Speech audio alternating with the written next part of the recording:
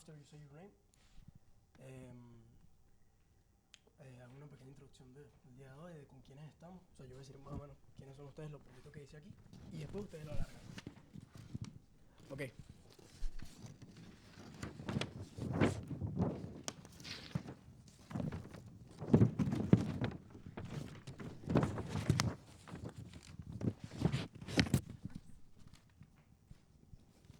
Okay. Good night. Thank you for being here. My name is Jesus Rojas. I stay here with your name My name is Juan Linares. and your name. Pliego. And I'm Callie Pliego. Okay, thank you for being here. What's your name? I'm Cal Moites. Thank you everyone for being here. We have two guests. Callie Pliego, she is from City of Minneapolis Crime Prevention Specialist, and Juan Linares, Mercado Central co-founder and community leader. Tell me about you. Who is Mr. Juan Linares? Hola.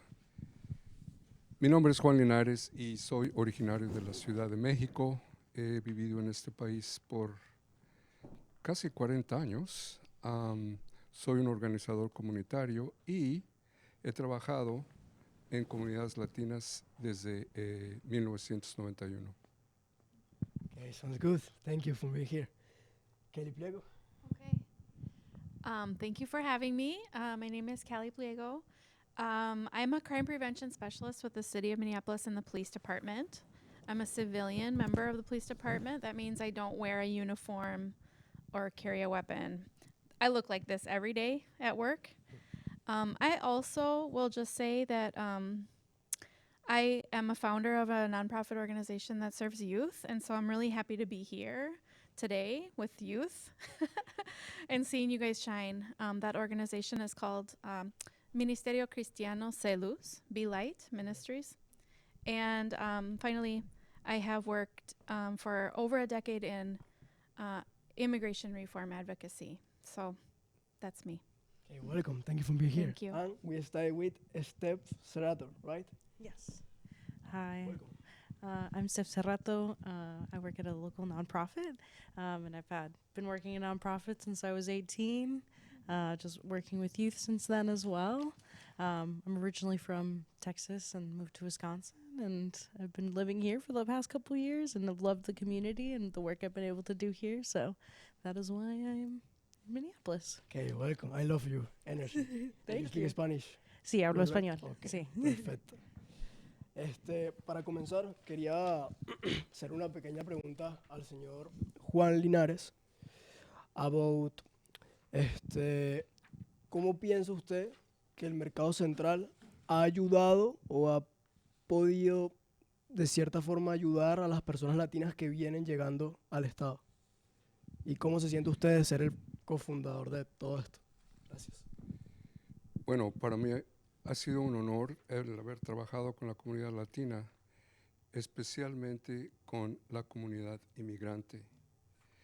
Y cuando en 1991 empezamos a organizar en la comunidad latina, y esa fue una respuesta para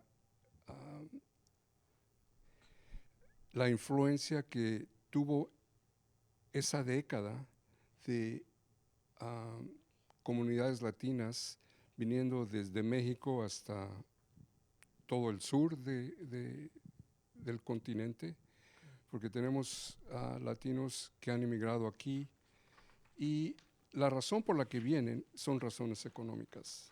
Entonces, creamos una comunidad de base llamada Sagrado Corazón de Jesús, y esa comunidad fue la que dio principio y origen al proyecto Mercado Central, como respuesta a un desarrollo económico y crear sustentos económicos dentro de la comunidad latina. En Minnesota, okay. En Minnesota, Claro. Especialmente Minneapolis, las ciudades gemelas. Entonces, en 1996 empezó el proyecto del Mercado Central y duró 3 años. En 1999 se abrió el Mercado Central. Okay. ¿Y a raíz de qué surge, además de la idea financiera para las comunidades latinas aquí en Minneapolis? ¿A raíz de qué surge la idea de sacar un mercado central o cómo surgió todo esto? Buena pregunta. Básicamente, cuando preguntamos qué era lo que necesitaba esta comunidad, salieron 5 prioridades. Una fue educación, acceso a educación. Totalmente. La segunda fue acceso a legalización. Y la tercera fue acceso a capital. Obviamente el cuarto y el quinto fue acceso a empleos y casa habitación, pero las 3 primeras fueron las más importantes y de esa forma empezó el proyecto Mercado Central, teniendo conversaciones con la comunidad y creamos una comunidad de fe, como lo mencioné, Sagrado Corazón de Jesús, que es una iglesia que está en el sur de Minneapolis. Estamos en la 38 y Pleasant, en la iglesia de Encarnación. Pero el proyecto empezó en 1996 y ahora es donde tenemos Claro, un proyecto ya consolidado. nuestro santuario, Sí. claro. Y ese desarrollo básicamente fue basado en crear una economía que fuera sustentable para la propia comunidad, porque básicamente no había acceso a ningún otro programa o recursos por el hecho de no tener una documentación o no estar documentado. ¿Me explico? La idea fue crear una economía dentro de la misma comunidad usando los talentos y habilidades Que tenemos como latinos, claro. que la comunidad trajo consigo. Ya. Algo importante de resaltar del día de hoy es que todos los invitados que tenemos ayudan a la comunidad de cierta manera, todos de forma distinta. Y bueno, eso es algo que creo que es importante resaltar y hacer un pequeño paréntesis aquí, ya que están haciendo algo por la comunidad, tanto residente aquí, o sea, originaria de aquí, como los inmigrantes. Y creo que eso es muy bueno de parte de todos, que también nosotros, yo y las personas que nos ven en casa, podríamos no usar, sino emplear día a día, y porque realmente trae bastantes frutos positivos en las personas que reciben este tipo de ayudas. Que a veces hasta usted puede que reciba la ayuda de ella o ella la de usted, y creo que es importante resaltar. Hablando de ayuda, vamos con Miss Kelly Pliego acerca de how do you think you can help the community and how do you think we can help the community. Thank you. Okay. Well, I love how you ask that question. How can I help and how can we help, right? We. So my job literally is to help the community in education, in helping to navigate through really difficult and challenging systems of government. If people have been victims of crime, helping them figure out, like, how do you get your police report to submit it to insurance, or how, I don't know, there's just so many examples I could give of that type of help.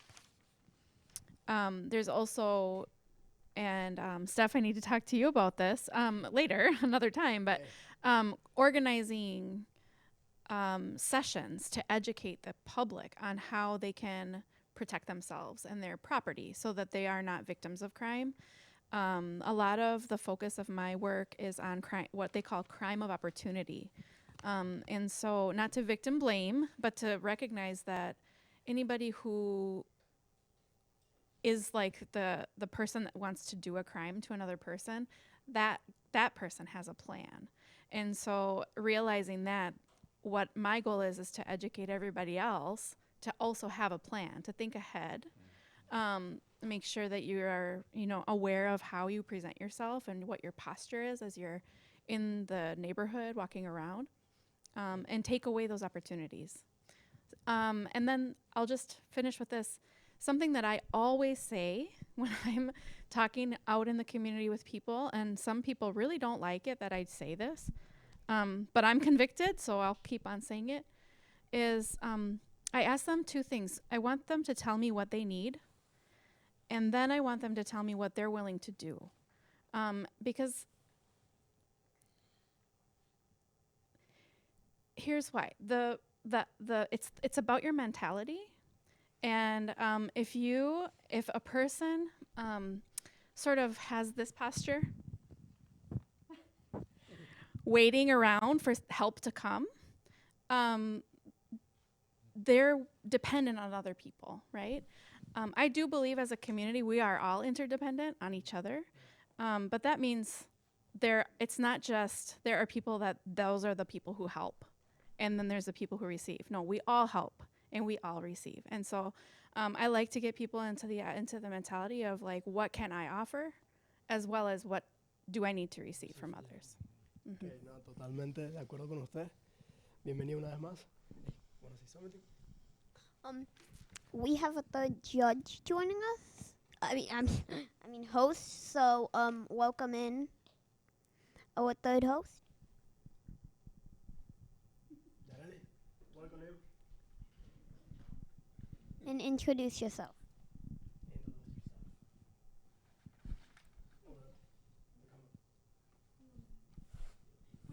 We can squeeze. There's room.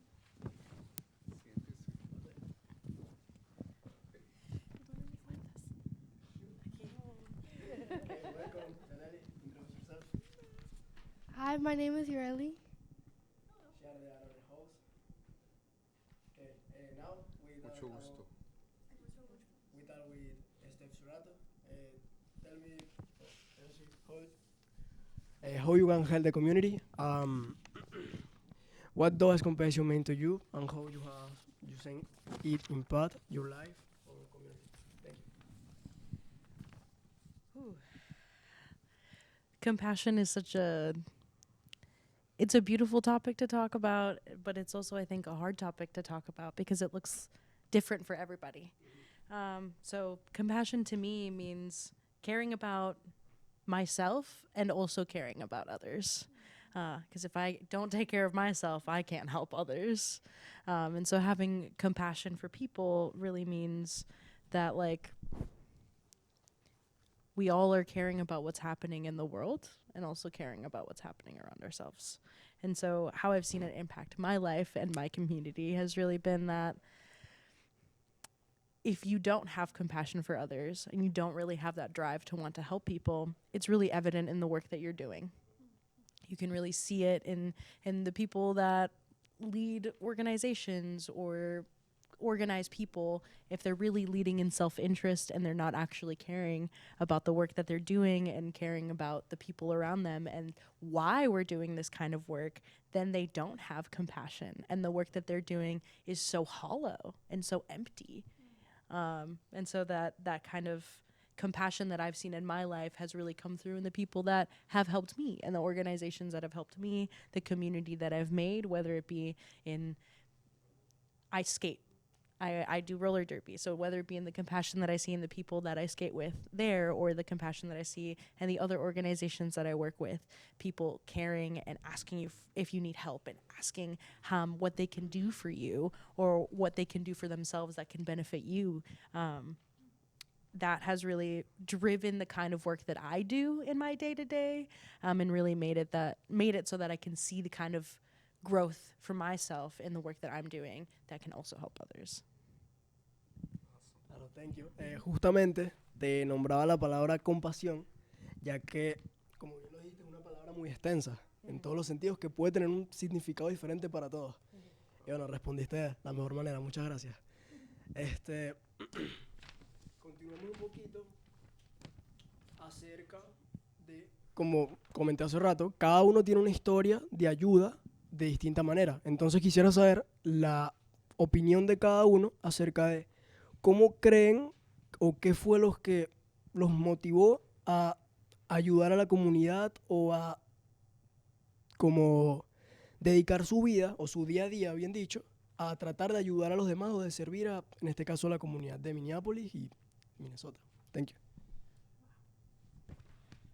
Oh my God. El que quiera comenzar, bienvenido. This is I don't know if this will pull. In English, in Spanish, however you want. Okay. Wow. So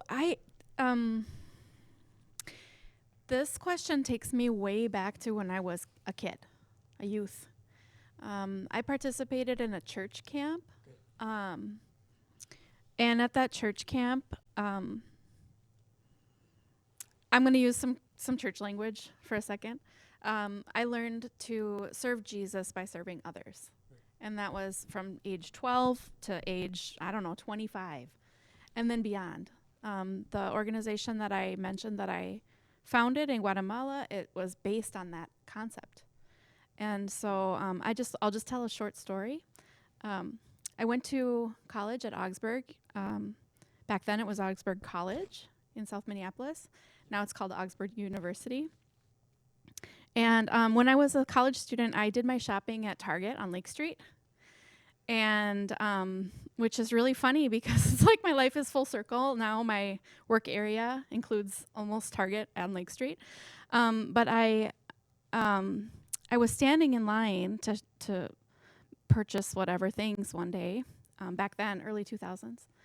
And the people that were in line in front of me were speaking Spanish with each other. And I never studied Spanish. In high school, I studied German, of all things. And so I just was standing there listening to this family speaking Spanish. And my reflection was, if this is the community that I'm going to be living in, if this is my community, I should figure out how to speak Spanish. I should learn it, study it. And so that's what I did. And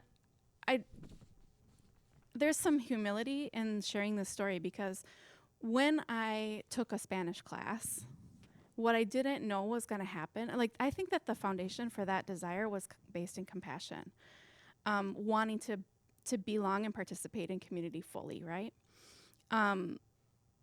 But what I didn't realize was the how my life was going to change because I learned Spanish. And my life changed a lot because it took me on this journey to another country, and then I ended up marrying an immigrant, and a lot of the things that are in my life right now, the parts of my life that are my pillars, really all go back to that. Serve Jesus by serving others, and that decision to learn to speak Spanish.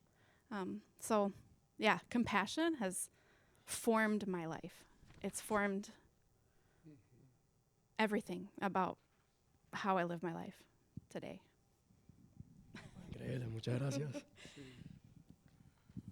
Well, I'm going to take a crack at it, which is a great question. To me, is how does compassionate look like? And when I started working in a nonprofit as a social worker, what I experienced when I was talking about the immigrant community that came to this country and the reasons why they come is because they want to better their lives, for one thing, and they want to change. So wherever we come from, any country in Latin America or in this continent, we come here for economic reasons. And the only thing that we don't know is when we cross the border without being processed or documented, that's not a crime. It's a misdemeanor. So this rhetoric about criminalizing immigrants is not compassion. So that's, to me, it doesn't look like that is. That is just, overpowering someone who doesn't have a voice or a reason or an opportunity to say, no, I'm not that person. You know what I mean? So, therefore, the people that come to this country, you have to take them as they come. So that is the most important thing to understand, build relationships, intentional relationships, and help them to navigate the system because they come with talents, skills, abilities, and that is the most wonderful thing. Instead of coming from a minus, we shift that into a plus, saying, yes, you have what it takes to provide for yourself. And that is one of the principles of the asset-based community development, which is a discipline that I learned, and then I became an organizer. So then when you mix those two disciplines, it becomes a very powerful proposition to begin to change and make changes to become agents of change. Because once we're here, it's not what let's do like the Romans do. No, let's do what I can do and provide for myself, for my family, and my community. And that's why the project of Mercado Central was a success, because people believe in themselves. And 40 families, immigrant families that came here, they put the sweat, love, and tears, but they succeed. And that was a manifestation of, the power of community and how talents, abilities can become part of who you are. And that, in a sense, is how compassion shifts the what you need, or instead of what you want. So what you want and what you need, or what is it that you can do to make that change. And I think it's important. Yeah, thank you. ¿Puedes repetir la pregunta, por favor? Okay. ¿Qué te motivó o cuál es el propósito de la ayuda que le generas hoy a la comunidad? What motivates you to give, and how does it impact your sense of purpose? Thank you. Well, I originally went to college to be a forensic scientist. I was getting a chemistry degree, and then I went to the Career Center and I asked them, what can I do to figure out what I actually want to do? I love chemistry. I love true crime. That's why I wanted to do forensic science. And they gave me a personality test, and they went through it with me. And the person who went through it with me was a social worker.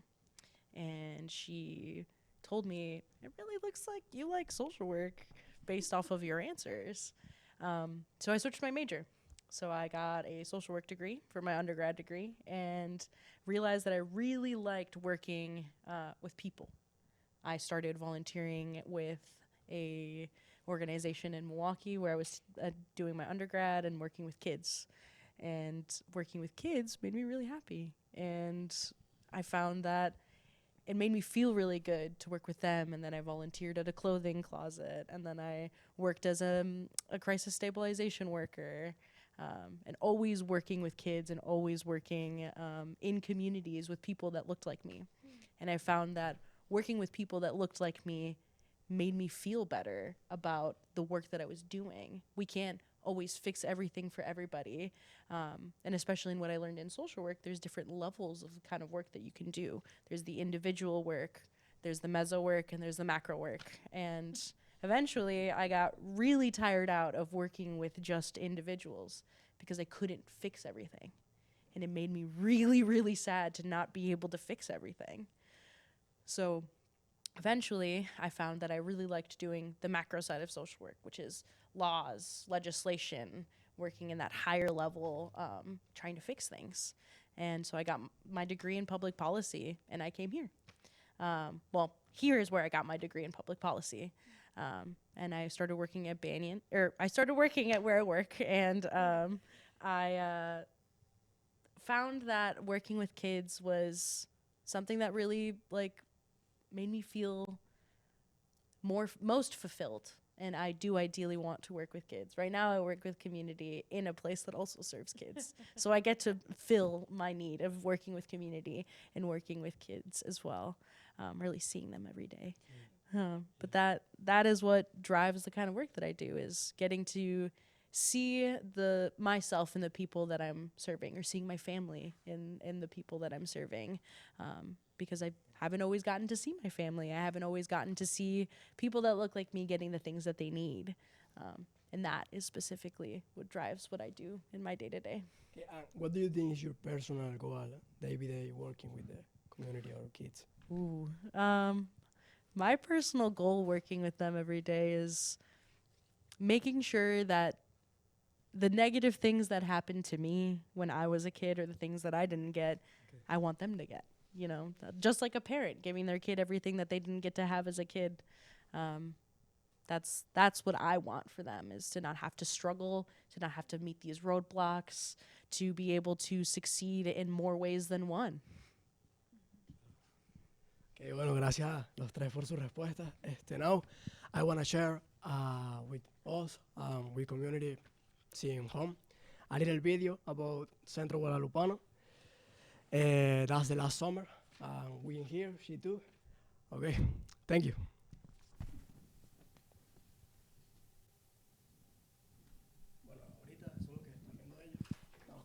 Como podemos ver, en esta institución tiene distintos tipos de aulas y todas estas trabajan por igual, ya que en el verano se siguen preparando para mantener un buen nivel académico en el año escolar. Esto gracias a los profesores y personal de la institución que ofrecen su servicio de la mejor manera posible para así el aprendizaje efectivo de las demás personas.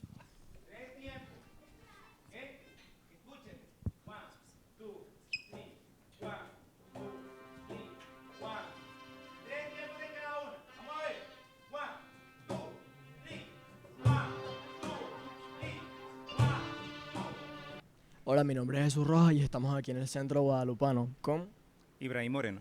Ibrahim Moreno. Cuéntame un poquito sobre qué es esta institución y qué desempeñan en este lugar.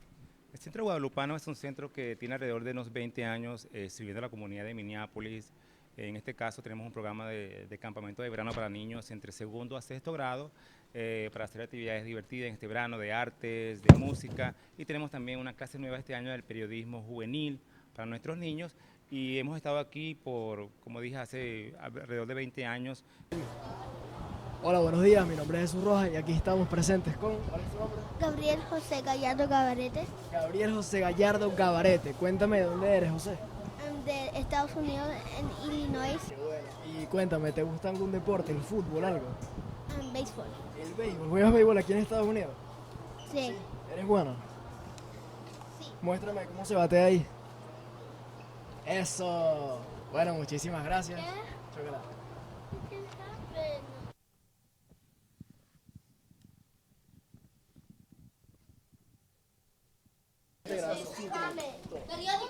Periódico. Excelente. Exactamente. Newspaper. Periódico. This is me. Hola. Periódico. Hola. Someone is filming us. Oh. A ver. Let's see what we have today.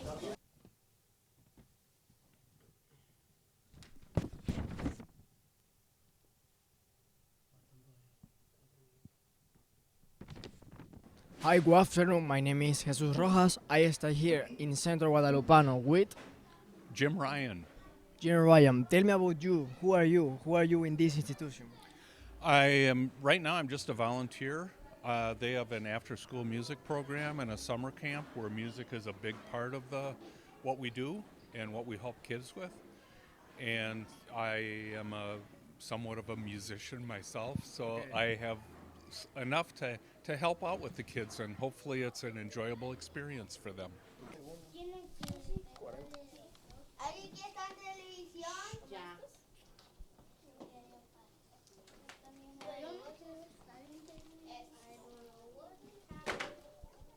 Luego le van a colocar un chocolate en el centro. Hola, buenos días. Mi nombre es Jesús Rojas. Estamos aquí en el Centro Guadalupano con Daniel. Daniel. Cuéntame un poquito sobre tu puesto en esta institución. Bueno, yo soy voluntario, yo ayudo a los estudiantes, seguro que todo esté bien, les ayudo a los maestros. ¿Y cuánto tiempo tienes aquí en la institución? Aquí tengo, bueno, esta es mi primera vez.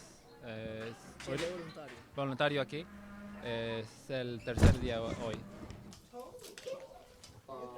You could say fun things to do at lakes. What are fun things to do at lakes?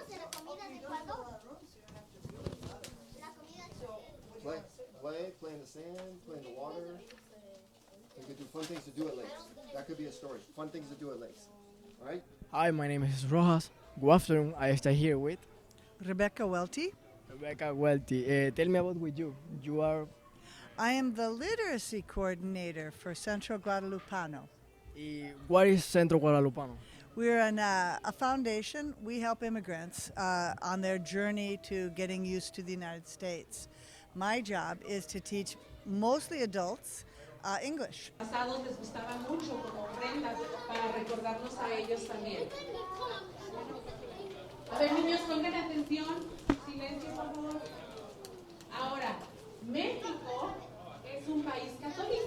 Yo personalmente pienso que el Centro Guadalupano es un gran lugar donde aprender.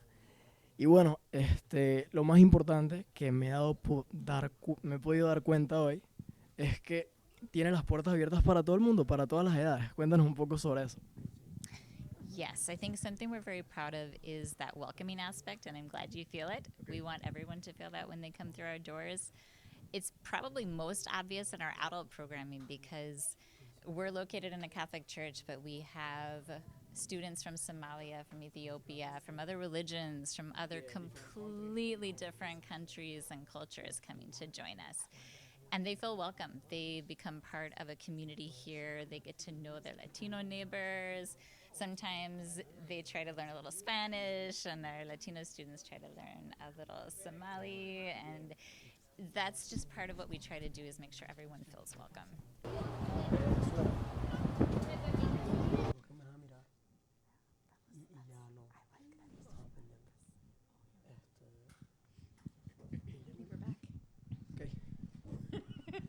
Thank you. I hope you like my video or our video in the summer. We keep with this question for my partner host, Yareli. Okay, so first, thank you for being here. And this question is going to be for Juan, I don't know. But the question is, how can we ensure our giving leads to long-term positive outcomes for individuals and communities? Well, that's a good question. As a board member of Centro Guadalupano, we always are facing those challenges in terms of how do we keep this program that is an important program in the community. And it's an after-school program, and it's a wonderful resource for working families that will help also their kids to get ahead in school. And that program is it's a program that not just helps them to do homework or be mentor, either in math, science, or any other subjects, but also they give them an opportunity to learn an instrument. And also, they also get some English language classes to improve their English. Most of these kids are from 5th and 6th grade. But the idea is to maintain this program, which is housed in South Minneapolis and the Holy Rosary Church. And one of the challenges that we have is how to keep this program alive and this continuum with this program. And one of the challenges that we have right now is to make sure that the message that we give to folks who have the opportunity to support programs like this is to look at it as an investment, because we're investing in the future of our communities. And how better investment that you can make to invest in the future of children that are, getting wonderful attention and mentoring, which that is something that we encourage everybody to take a look at the end of this year and the time of giving and the time of this time of the year. It's a wonderful time to give back. And the best way to give back is by making an investment on programs like this that will encourage and nurture children to continue becoming not just good students, but also, who knows, the next doctors the next scientist or the next presidents. So please, if you can contribute to whatcenter.org, that will be wonderful and a wonderful opportunity to give back in these times of peace and times of Advent, because we're waiting for something to happen and we're waiting for change. And change can happen if we encourage that in the best way that we can. Thank you. Perfect. I have a question for everyone. How do we decide who receives help and resources, especially when the need is widespread? I think Steph said she wants to answer this one. I'm just kidding.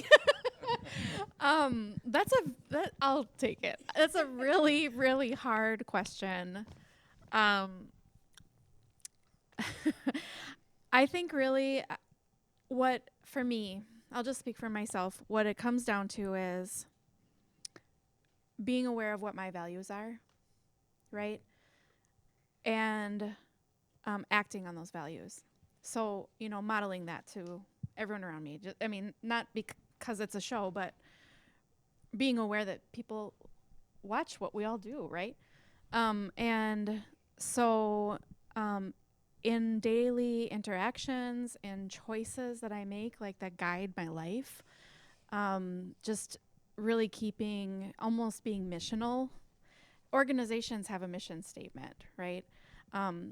We as individuals can also kind of be in tune with what's our mission statement, and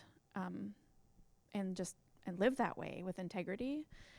So I guess, and what I was talking about with Steph is like, I don't think that anyone ever sits there and like makes a decision like who's in and who's out or where there's a line.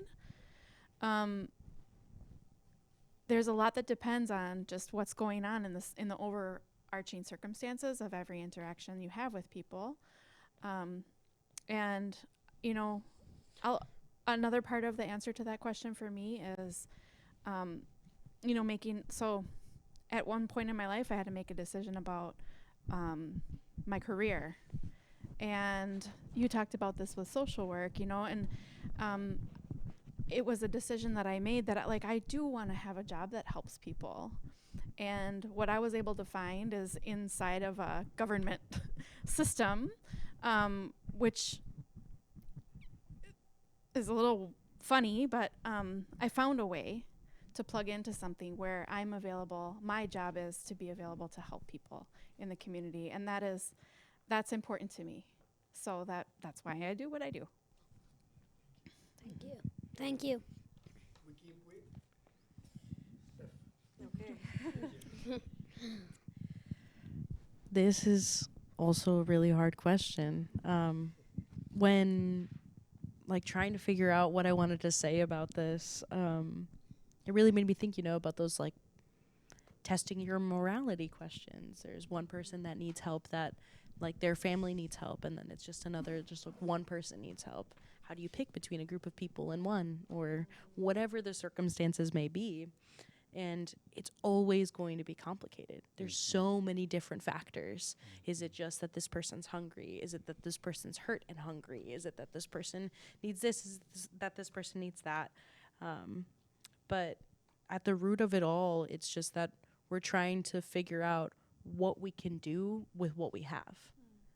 And when resources are limited, a lot of the times it really comes down to severity, what is it that somebody needs, and can we measure up to that? And is it going to leave other people with less? And so really trying to balance that out as much as you can. And, when in equity, that there's somebody that needs more, and their circumstances really prove that in a way. But even still, that doesn't feel like the right answer. That's usually the answer. But for me personally, it doesn't feel right. It still feels wrong. And I don't know that anybody's ever going to feel good about making a hard decision like that. I know I wouldn't. Thank you. Want to say something? I just want to piggyback on what Seth was saying, and to me, is basically opening doors, giving folks opportunities to have the time, the resources, and the opportunities to express themselves in the way that they are, and also giving the opportunities to become who they are, because we cannot decide who gets what. So it's not about that. It's about just leveling the field, so to speak. And it's about, yes, it's about equity, and it's about opportunities to have access. And when people have access, it's not about charity, because I don't think that's what it is. Charity is a business, but it's not about charity. It's about equity. So when people have resources and then they can express and put their only, the talents that they have and capitalize on that, I think that's the best way to say who comes and who goes. Because anyone can come to the table, can bring something to the table, and probably recognize that, acknowledge that, and give opportunities to create a different kind of a community. That's what I think. I think that's probably the best answer. Thank you. Creo que todos estamos de acuerdo con esa extensa y correcta, asertiva respuesta. Gracias, Y no, Jesús. ciertamente, total agree. How can we encourage more people to give? Antes de escuchar su respuesta, quisiera agregar, además de esta pregunta, algo similar, que cómo creen que ustedes pueden inspirar a las demás personas a ayudar de distintas maneras, así como ustedes lo hacen. Gracias. Buenas tardes. Carlos has the answer. Okay. I'm not shy to talk. So if you want me to talk, I'll talk all night. I will just say I don't have to go to work. Well, I do. Okay. Everything I do involves recruiting help, right? In the immigration advocacy work, we're always looking for helpers, allies, to get involved. And when I was running the nonprofit in Guatemala, Saluz, it was always looking for supporters, people who would give money. And down in Guatemala, like getting youth to get involved. All the time, we're looking for people to join the movement, whatever the movement is, so-called. At work, I look for volunteers. I've got this program right now called Bus Stop Guardians, and we're just like always looking for people to get involved and contribute to a better community. And I think part of the way that makes a persuasive argument, when you're trying to get people like kind of hooked into that helping spirit, is to help them see how they can make a difference. To paint that picture of what that looks like and what it means for the community and what it means for them as an individual. And just helping them to see themselves as part of something bigger and that they do have something to contribute. A lot of times people think just very focused on money when we talk about giving. And there's a lot more to giving than just dollars. There's time, there's knowledge, there's physical work. There's also money and donations. So Yes, totally agree. yeah, so that's my answer. Well, that's a good question. Giving is a very interesting proposition in terms of giving time, giving talents, giving the opportunity to open doors, which is one of the most challenging, because in the giving, it's also the receiving. And when we give and receive, it's got to be a reciprocal understanding. And by doing that, probably we can create a different kind of a community that could become a, a covenant of brotherhood, sisterhood, in terms of listening to one another and coming up with ideas that it's in the listening to one another. And probably Kali just mentioned something that was key. So by doing that and by giving folks opportunities to say, hey, I have an idea. What if we all come up with some resources or answers? But for example, it was a situation or a case study where the community in Savannah, Georgia, the father couldn't have enough money to send his kid to the school. And what he did is spoke to the principal and says, I will paint the whole school if you give my kid a scholarship. So it was in the giving this for that, but it was a reciprocal benefit, to put it that way. So by giving my time, my talent, and the father painted the whole school. And his kid went to school for 2 years. And that's a different kind of a this for that, or, you know, I'll exchange what I can do if I don't have money, but I know how to do something else. And that, it's part of a, yes, it's a moral issue also. It becomes very interesting to just discern a little bit more about what does that mean? What does giving mean? And that's a good question that we always can be asking all the time. What can I give? I can give, you know, my ear to someone and listen. And that will be a wonderful gift. Therefore, it's on the receiving end too. Jesus, you're looking at me like, are you sure? No, estoy bromeando, Jesús. Perdón, estoy bromeando. Listen you, no, estoy, para comentar un poquito, estoy totalmente de acuerdo y viéndolo, escuchándolo, pensando que realmente es lo que vivimos día a día, que todos los días tenemos una oportunidad nueva de brindarle a las demás personas algo, ya sea nuestras ideas, ya sea escucharlos, ya sea, no sé, el simple hecho de estar junto con alguien más es una ayuda recíproca que estamos dando y que al final todos necesitamos y todos vivimos día a día. Entonces, por eso lo estaba mirando concentradamente. Okay, ¿Sabes qué, Jesús? Cuéntame. The outcome of that is a wonderful relationship.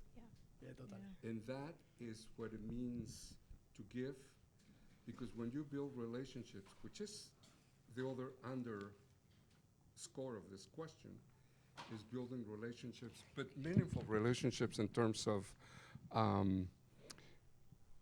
just creating and forming communities that are going to give back, but also are going to create a new environment for what I just said, investing in the future of my community, which is a wonderful thing to think about. It's a wonderful thing. Gracias, Jesús. Okay, we give with Steph again. All right. It's hard to say something that hasn't been said. But my biggest thought in encouraging people to give is everything is really rooted in seeing it. A lot of times, you know, object permanence is a real thing. If you don't see something right in front of you, you forget about it. We see that a lot with different movements, you know, with like the Black Lives Matter movement was really big, and the reason for that was because it was shared a lot on social media, or what's currently happening in Palestine, and we see that, and people stop talking about it, and then we don't give as much, or people don't want to give as much because they're not seeing it.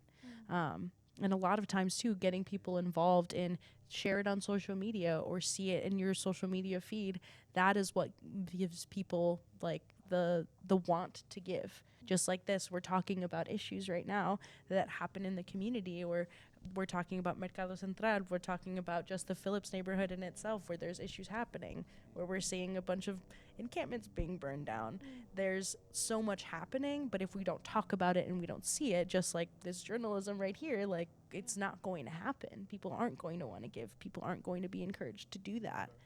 And a lot of times they need to see the fruits of their labor. People need to see that the money that they're donating is going to the cause that they did want it to go to.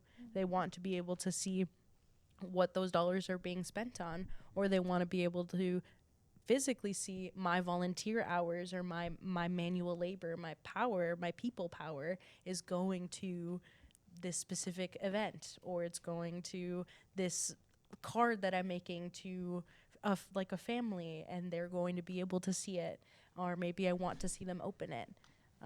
Those kinds of things. A lot of times it's just as simple as that. Yeah. Oh, thank you for all answers. Creo que el tema de hoy, I think this theme for today is algo para recalcar y para incrementar, ¿no? Para tratar de que todos los días salga una nueva persona con ganas de ayudar o sumar algo tanto personal como a las demás personas. Okay, we keep with the next question with my host partner, Yoreli. Okay, so guests and hosts share their closing thoughts of compassion and giving. What would each other person like to see to make their community better? You want to go first? Sure. I would love to see more people just out in the community. I feel like a lot of times, especially the organization that I work with is based in the Phillips neighborhood, you know, on the south side. And that's an area that a lot of people don't want to go to and don't want to see. That's, you know, where Mercado Central is based, and where Cali's specific work area is. And this area, specifically a lot of the times because of what happened with the murder of George Floyd, because, you know, Powderhorn is very adjacent to that, or George Floyd Square is really adjacent to that. People don't want to go there, and they really blame a lot of the burn down of the city on that specific event, when a lot of times that's not who's to blame for what's going on. I won't point fingers here now, but I'm sure if we look around, we might know who's to blame for that. So I would just like to see more people putting their eyes on this specific community that needs more people to acknowledge it. I'm not here to say that we need help, we're helpless people. That's not what I'm here to say at all.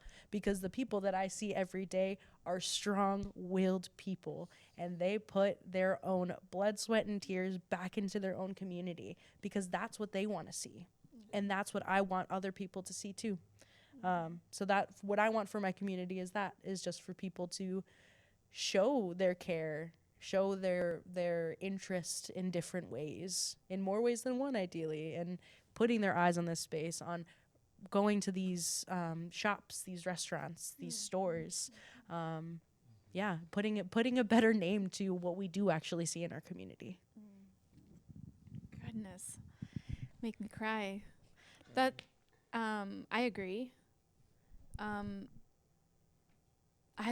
I wouldn't say the people of Phillips, like, and surrounding, you know, Lake Street corridor businesses and things, they may not be able to name like that they need to be recognized or have validation, but that being said, the validation and the recognition really means something. Being seen, being recognized as like such a beautiful cultural unique community that's part of Minneapolis is I love what you said, Steph. My answer, okay, what would I like to see that would make the community better?